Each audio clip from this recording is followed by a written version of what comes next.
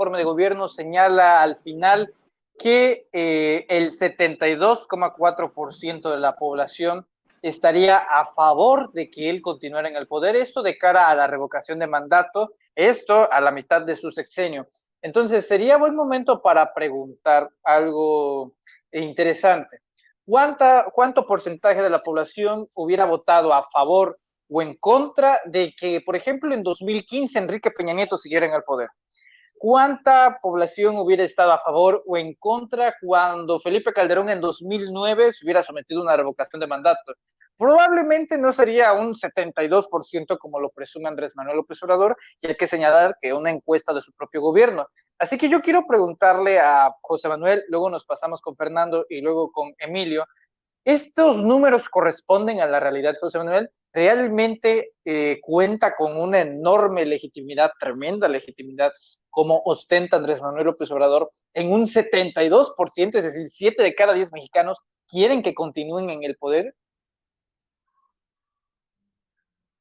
Pongámoslo, yo creo que sí, pongámoslo en 70, ¿no? Por si hubo ahí fallas en la encuesta que hizo el gobierno, pero sí, yo creo que sí es una frase muy real.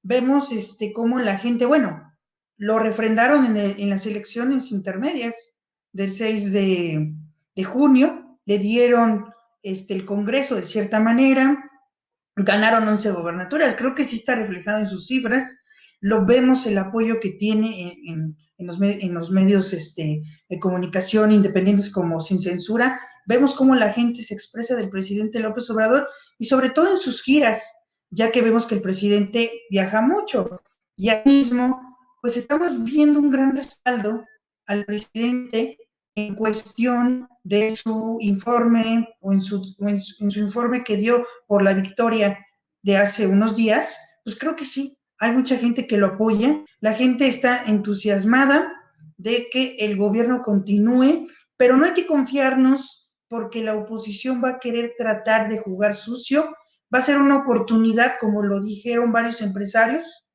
para poder quitar a López Obrador. Van a hacer todo lo posible, toda la campaña negra, para poder quitarlo. Entonces, no nos podemos confiar de estas cifras.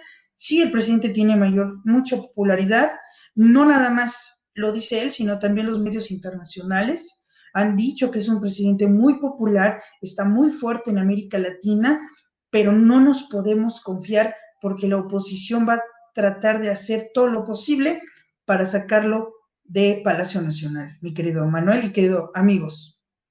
En el tema, ahora sí que de la geopolítica, recordando presidentes latinoamericanos que tienen un índice de aprobación alto, pues se me viene Nayib Bukele, que creo que está un poco ahí del 74, 76, y luego Andrés Manuel López Obrador. ¿Es correcto o está? Sí. No creo que esté Sebastián Piñera, porque ese está No, ahora sí que en el mero patagónico, pero todos Nayib Bukele ellos, y Andrés Manuel López Obrador, los más populares. sí, sí, porque sus políticas nacionalistas tienen un cierto impacto en América Latina. En el caso de Piñera y en el caso de Iván Duque, que está por los suelos Iván Duque, creo que la última encuesta que vi estaba en 15, es un Peña Nieto colombiano. Vemos cómo, incluso el Financial Times, rápido con esto cierro, reconoció que el presidente López Obrador es el único que le está dando estabilidad y gobernabilidad a su país. Los demás están en el caos, incluyendo Argentina, aunque tengan un gobierno de izquierda, también tienen muchos problemas en Argentina. Entonces, Andrés Manuel es un ejemplo a seguir en América Latina.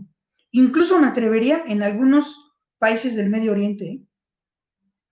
Órale. Fernando, 7 de cada 10 mexicanos avalan que López Obrador se quede en el gobierno para otros 3 años. Muchos han tenido miedo al decir, no, es que no va a reelegirse, pero sí va a hacer la extensión de mandato a través de la revocación y piensa quedarse de otros 30 años como Porfirio Díaz. ¿Tú cómo ves el tema de la revocación de mandato? ¿Un ejercicio para exigirle y rendirle cuentas al presidente de la República a través de una consulta, o un mecanismo oscuro para que pues López Obrador lo criogenicen y siga décadas en el poder? Voy a iniciar con una frase porfirista que decía Un dictador bueno es un animal tan raro que la nación que posee uno debe de prolongarle no solo el poder, sino la vida misma. Entonces, a veces quisiera publicarla dándole la razón a la gente de que, oh, es un mesías, dictador, y darles por su lado, ¿no? Para hacerlos enojar. Hace un momento comentabas si en realidad él contaba con ese 70% de aprobación. Yo creo que sí, pero creo que si la pregunta cambia y le preguntan si lo comparamos con los presidenciables del 2024, lo comparamos con un Anaya, o si nos vamos un poco al pasado, lo comparamos con un Calderón, con un Peña, yo siento que subiría al 99.9%, ¿no?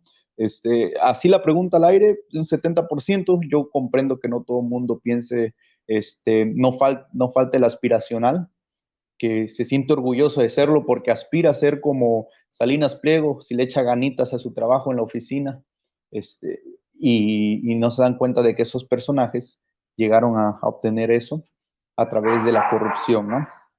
Entonces, creo que sí tiene todo el respaldo popular, aunque no debemos confiarnos, no hay que olvidar un ejemplo que nos da la historia con Brasil, Lula da Silva, un 80% de aprobación, una reelección, se va con una aprobación altísima y a Dilma le inventan unos actos de corrupción y regresa la derecha, ¿no?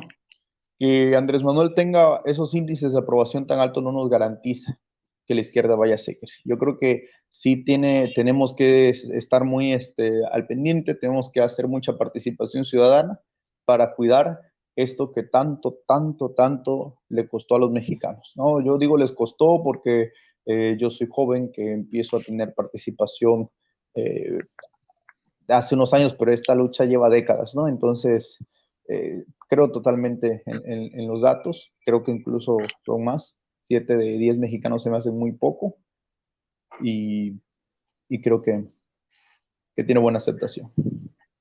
Excelente. Emilio, tú tocabas hace rato el tema de la legitimidad y creo que es importante recalcarla en estos momentos cruciales de cara a dos eventos. Primero, la consulta ciudadana de juicio a expresidentes y luego la revocación de mandato que decidirá si López Obrador se va o se queda como presidente de la República.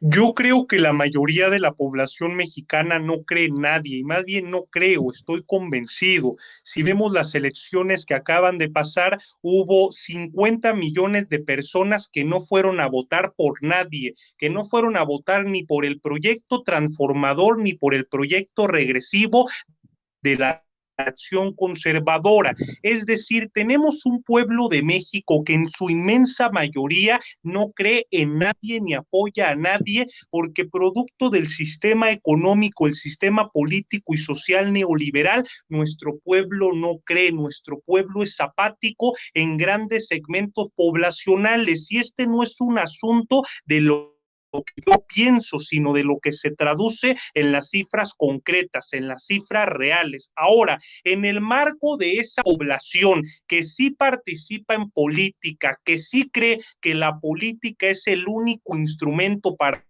cambiar la vida pública de este país, una amplísima mayoría de ese segmento poblacional sí está con el presidente López Obrador y yo considero que es de 60-70% de la población, pero reitero, la mayoría del pueblo de México no cree ni en unos ni en otros y nosotros debemos salir a las calles y debemos aprovechar estos espacios de información no solo para hablarle a una base, sino para hablarle a todo el pueblo de México, de explicarle al pueblo de México en su conjunto del por qué conviene la cuarta transformación, del por qué conviene cambiar a este país. Ahora, yo particularmente estoy en contra de los aspiracionistas bananeros, de los aspiracionistas que son alfiles pero se ven como reyes. Yo estoy en contra de la gente que aspira sin ningún escrúpulo, sin ética, que aspira pisoteando a los demás y que cree que va a tener una mejor posición a costa de los demás, pero no estoy en contra del legítimo aspiracionismo, porque el legítimo aspiracionismo es el de aquel mujer u hombre que producto de su preparación, de su esfuerzo, de su inventiva, de su talento, progresa en la sociedad. ¿Cuál es el problema que tenemos en México? Que es una sociedad profundamente desigual, que es una sociedad que no es ni siquiera capitalista, sino es una sociedad feudal, es una sociedad donde no hay igualdad de oportunidades. Y como lo comentaba Fernando, ¿por qué Salinas Pliego es el segundo hombre más rico de México? Porque se enriqueció al amparo del poder público, porque Carlos Salinas de Gortari le regaló un banco, porque Carlos Salinas de Gortari le regaló una emisión televisiva. Ese es el problema que tenemos en México, que los grandes magnates de este país lo son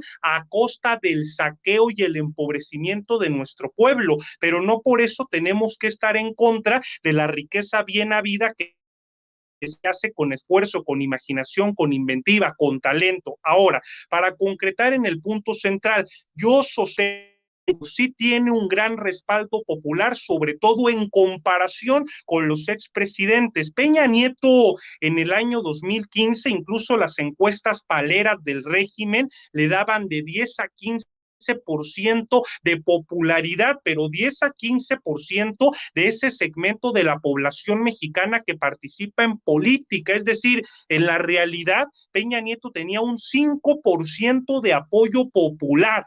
Entonces, claro que contrasta con los expresidentes. Tenemos un mandatario que, repito, goza de una gran legitimidad democrática y que tiene un apoyo social muy grande de gran parte de la población mexicana, producto de que le ha dado resultados al pueblo de México con una política distinta, pero nosotros los jóvenes debemos buscar una gran unidad nacional y que esos jóvenes que no participan en política y que no creen en nadie se involucren, porque la política es la única manera en que podemos cambiar la realidad. No meterse en política implica dejar que los peores hombres, las peores mujeres, los politiqueros de quinta del pasado sean los que hagan política, detenten el poder y por tanto nos controlen la vida. Así que hay que participar, pero como mujeres y hombres libres, no como fanáticos.